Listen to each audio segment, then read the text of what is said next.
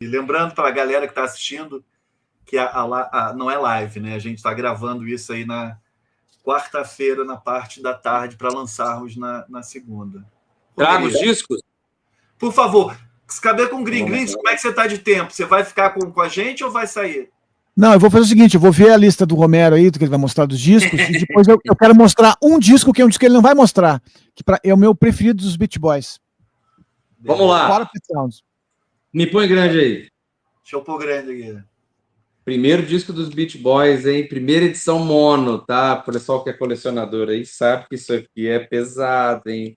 Pesado. Aqui, In My Room. Já ouviu uma música desse disco? In My Room. Primeira lembrete de que você está diante de um sujeito diferente, um guri ainda, todos adolescentes aqui. Aliás, alguns adolescentes, até adolescentes mais.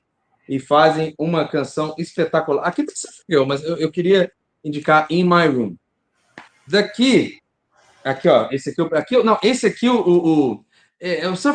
In My Room, o In My Room e o Surfer Girl, vai. Eu não vou conseguir não indicar o Surfer Girl. Aqui o primeiro disco, ó. Aqui, vamos lá, também primeira edição. Primeiro disco não era o outro? Falei primeiro disco no outro? Não, o outro não era o primeiro disco? Não, esse aqui, o Surfing Safari. O outro era o quê? Um pré-disco? Segundo disco, é porque eu peguei eles. É porque desse aqui eu não vou destacar nenhuma canção, né, daquele lá. Aqui não, aqui é o primeiro disco, eles mais adolescentes ainda. Também primeira edição aí, os colecionadores aí que gostam dessas bobagens. Se fosse reedição também, eu ia mostrar com o mesmo orgulho. The Beats of Surfing USA e a música Surfing USA, tá? Little Deuce Couple. Agora aqui pode ser uma canção chamada Spirit of America. Muito boa, mas a própria Little Deuce Couple é muito boa também. Também é muito bom.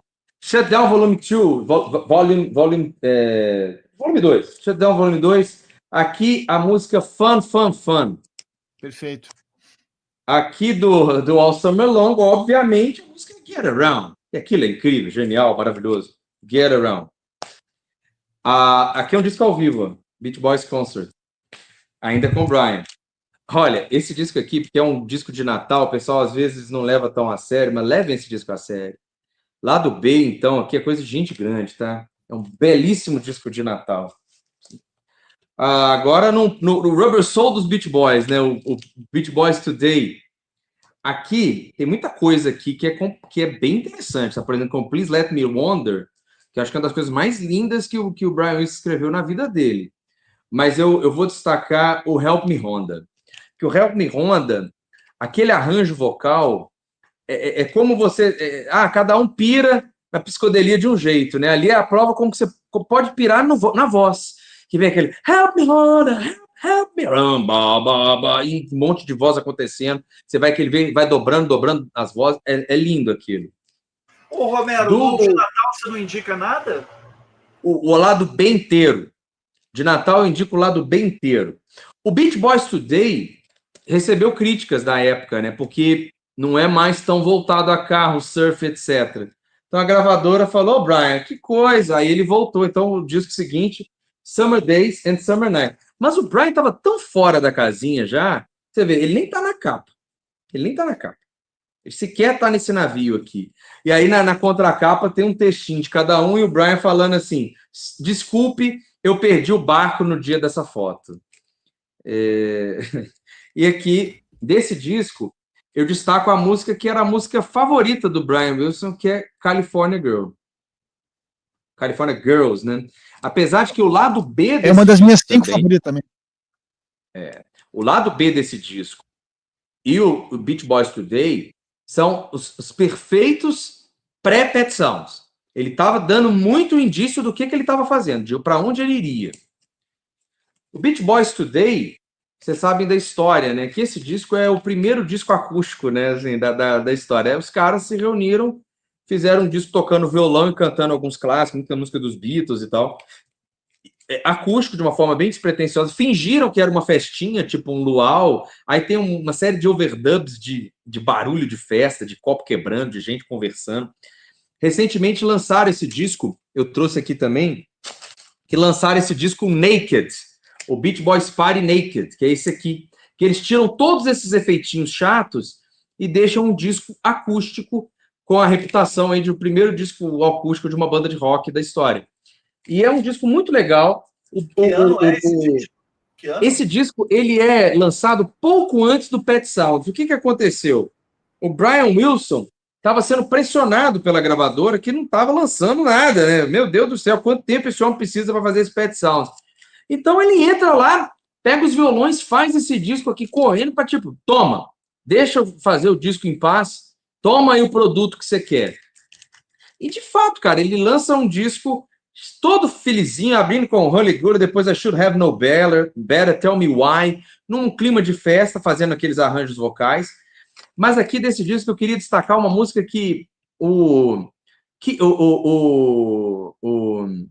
nosso querido lunático baterista do The Who amava, que é Barbara Ann. Barbara Ann tinha tudo para ser uma canção brega, mas não é por conta do arranjo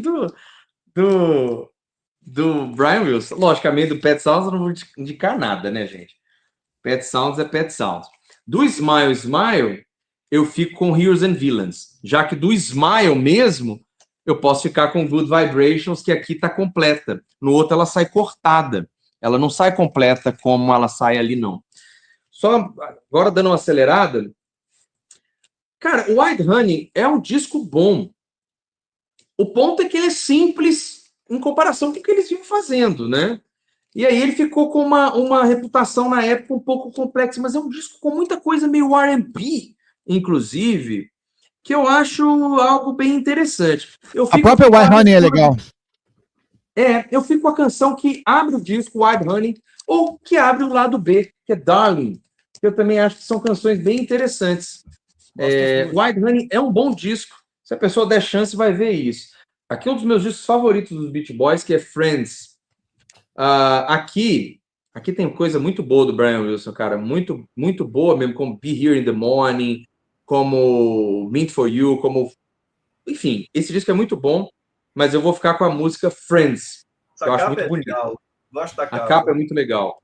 O 2020, que já não tem... I Can Hear Music, que é a minha música do álbum. I Can Hear Music é muito lindo, cara. Aquela coisa do adicionar... Aqui esse disco, por exemplo, o Brian não aparece na capa, o 2020. Ele vai aparecer aqui dentro, ó. Aí você vê que o cara não tá legal, né, Ana? Eles colocam ele na capa interna porque ele não vai topar, né? Não topou entrar na galera ali. E também já não está compondo tanto, tem muita música do Dennis, mas aqui eu fico com a música chamada Time to Get Alone, que é uma música do Brian. Mas, assim, esse disco, dessa fase, é o meu desfavorito. É o meu menos favorito. Mas não é um disco ruim, não. É um disco muito legal. Mas é porque o que vem na sequência, eu acho top 3 dos Beach Boys, que é o Sunflower. Esse disco eu acho excelente. E desse disco eu acho que tem coisas espetaculares do Brian Wilson, que, como, por exemplo, Add Some Music to Your Day, que é lindo, mas eu fico aqui com uma música muito bonita dele, que é This Whole World. Música só do Brian. Letra e música do Brian Wilson. Surf's Up, a música Surf's Up, né, que é uma das coisas mais geniais da história. O Calm and the Passions é um disco praticamente sem a presença do Brian Wilson. Né? Aqui já tem o Rick Fatari, o Blonde Chaplin. Assim, o Brian Wilson está até acreditado como produtor, mas participa muito pouco, então eu vou pular esse disco. E aí eu vou chegar no último disco que eu quero destacar, que é o Holland, que também eu acho um dos meus favoritos dos Beach Boys. E aqui tem uma música linda do Brian Wilson, que é Sail On Sailor, que eu gosto muito também. Acho uma ótima música. Esse disco o Brian Wilson já produziu, voltou a produzir. Assim, é também jukebox, né? Jukebox. E aqui o favorito do Brian, o Beach Boys Love You. Eu gosto muito da capa até. De que ano é esse? Hã? De que ano? Esse disco é do final dos anos 70, ele é de 1977. Assim, Não sou uma boa pessoa para falar desse disco, porque apesar de todo o hype dele, eu acho esse disco um porcaria. É isso. Paro por aqui, porque eu acho que Beach Boys, anos 80, não tem como estar na mesma frase. Sabe? Assim, não combina, o espírito não dá, não bate. Beach Boys e anos 80 não podem estar no mesmo lugar. Eu quero destacar apenas um álbum, que é um disco que mostra uma das grandes qualidades dos Beach Boys. Apesar de, muitas vezes, sem estarem com Brian Wilson ao vivo, que isso foi raro nos anos 70 e a seguir, eles ao vivo, eles eram imbatíveis, eles conseguiam fazer praticamente a mesma coisa, as músicas soavam muito parecidas, né? E eu tenho esse álbum ao vivo de 73, que é uma... Bota grande aí, por favor, meu amigo. Não sei se o Romero o conhece, que é então tu sabe o que eu tô falando. Esse álbum, eu acho... Muito bom. Eu acho ele muito bom. Que vamos lembrar que a formação do Beach Boys aqui era Rick Fatar, que tocou no The Ruttles, aquele que a gente fez a live, lembra? Al Jardine, Carl Wilson, Dennis Wilson, Mike Love e Blonde Chaplin. Lembrando que a gente falou sobre aquele lance dos Beach Boys tentarem entrar na onda, né? Olha só o visual riponga da banda aí, ó. Pode crer. Tá todo mundo... 73, tá todo mundo dentro do espírito dos anos 70 aqui. Então, assim, eu me lembro que eu vi um vídeo, acho que esse vídeo é de 1980, é um DVD que eu vi em algum lugar, que eles tocando as canções, ou 79, eu sei que é final de 70 e início de 80. E o mais incrível que me pareceu, assim, é quanto a banda ainda soava muito boa ao vivo. Os vocais, a execução da banda em si, né, das canções, isso foi o que me surpreendeu realmente muito, assim, poder conferir que a banda estava na ponta dos cascos, tocando ao vivo ainda. Mesmo que seja um show de G-Hits, como eles fizeram muito isso, como o Romero falou, mas, assim, o que eles entregavam para o público era algo realmente muito bom. É isso, galera. Maravilhoso. Valeu, Grings. Valeu, Romero. Lembrando, né, para a galera que está nos assistindo aí, que Brian Wilson se foi, mas um artista de fato nunca vai totalmente, porque sua obra está aí, né? As vozes que ele empilhou em fita magnética continuam voando por aí, nas trilhas da nossa vida, nos filmes, nas séries, nas propagandas. E a gente sempre na esperança de que o som pode curar, pode transformar, por isso que a gente está aqui fazendo sempre essas lives, esses papos aqui com vocês.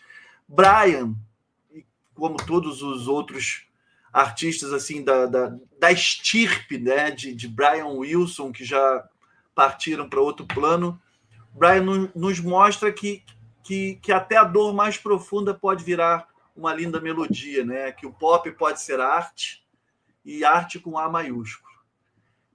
A maiúsculo, né? Eu sempre confundo se é A maiúsculo ou A minúscula.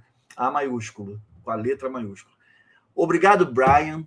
Obrigado, Márcio Grings. Obrigado, Romero Carvalho. E obrigado a todos que assistiram a gente até aqui, mantendo essa conversa cultural sempre viva. Sigam o canal, deixem seu like, compartilhem essa homenagem. Vamos seguir multiplicando cultura, porque esse som não pode e não vai morrer. Terça-feira eu volto com Romero e Grings para falarmos de Bob Dylan novamente, Saved. Vocês não podem por esperar, mas segunda-feira, essa segunda-feira agora, Beatles, tem um bate-papo com os Sem Carisma para a gente também falar de Brian Wilson, Beach Boys e a relação deles com os Beatles ali, essa relação louca ali. A gente vai prestar mais uma homenagem ao Brian Wilson, porque muitos colaboradores aqui do Pitadas do Sal amam esse gênio, que a gente pode chamar com toda certeza e toda segurança de gênio. Mais uma vez, Grings e Romero, obrigado. Estou encerrando aqui a gravação, mas me despeço de vocês depois da gravação. Valeu, beijos. Concluir